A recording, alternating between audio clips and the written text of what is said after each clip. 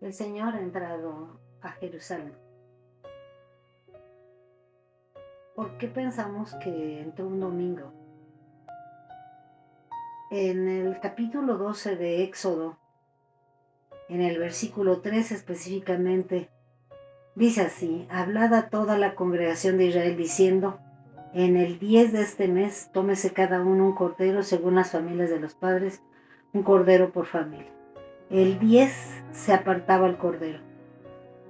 El 14 se celebraba la Pascua. Entonces lo que tenemos son 4 días en los que el cordero era revisado, que fuera perfecto el cordero, tenía que ser perfecto el cordero, no tenía que tener ningún tipo de lastimadura o defecto.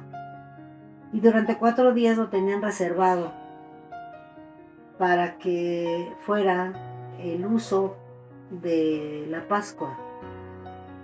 Entonces el Señor Jesús entra un primer día de la semana, un día 10. Y entonces, contando el primer día de la semana como el domingo, vamos a tomar los días como lo toman los judíos. 1, 2, 3, 4. Nosotros tenemos domingo, lunes, martes, miércoles. Para entender más las escrituras vamos a tomar el número 1, sería el domingo. Entonces el Señor ya entró a Jerusalén. En el Evangelio de San Mateo, nosotros podemos ver cómo dice este Evangelio, que cuando Él entra en el capítulo 21, en el versículo, voy a leer desde el 10, dice así, el versículo 10, dice: cuando entró Él en Jerusalén, toda la ciudad se conmovió diciendo, ¿quién es este? Y la gente decía, este es Jesús, el profeta de Nazaret de Galilea. Y entró Jesús en el templo de Dios y echó fuera a todos los que vendían y compraban en el templo, y volcó las mesas de los cambistas y las sillas de los que vendían palomas. Aparentemente nosotros podemos entender que fue en el mismo momento en el que Él entró, o sea, el primer día de la semana, echó fuera a los cambistas, pero en el Evangelio de San Marcos se nos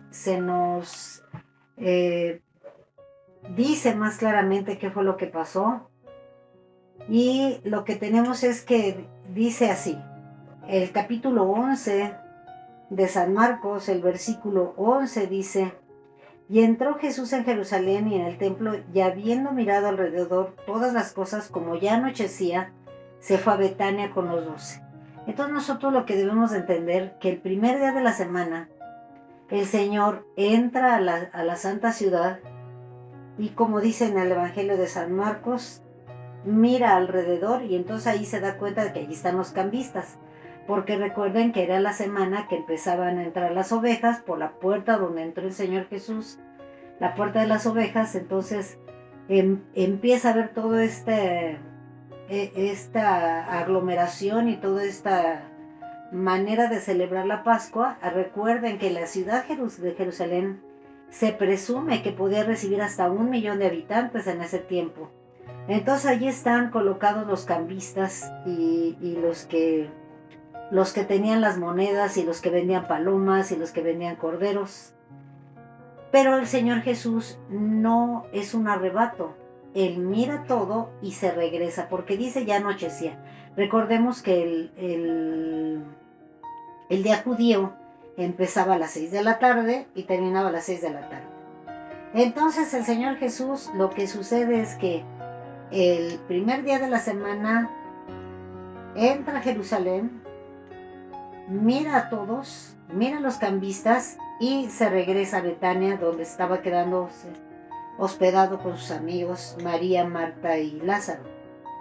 Entonces tenemos que el segundo día de la semana, esto sería nuestro lunes, dice en el Evangelio de San Marcos, al día siguiente, cuando salieron de Betania, tuvo hambre y viendo de lejos una higuera que tenía hojas, fue a ver si hallaba algo en ella, pero cuando llegó a ella nada halló sino hojas, pues no era tiempo de higos. Entonces Jesús dijo a la higuera, nunca jamás coma nadie fruto de ti, y lo oyeron sus discípulos. Inmediatamente después de allí, entonces lo que tenemos es que camino de Betania a Jerusalén encuentra esta higuera. Esta higuera es maldecida por no llevar frutos.